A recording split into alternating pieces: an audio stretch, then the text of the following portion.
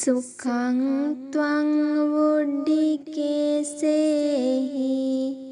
කତ୍වා චෝලේන පාරුතා උපසන්තෝ හි තේරාගෝ සීති භූතාසි නිබ්බුතාති ඉතං සුදං සුමනා වුඩ්ඩ පබ්බජිතා තේරී ගාතං අබාසිතාති.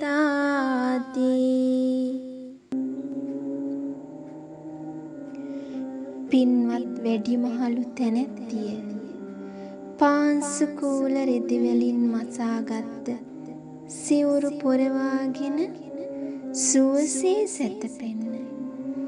ඔබගේ රාගය සංසිඳිලා තියෙන්නේ. ඒ නිසා සිහිල් වෙලා නිවී යන්න.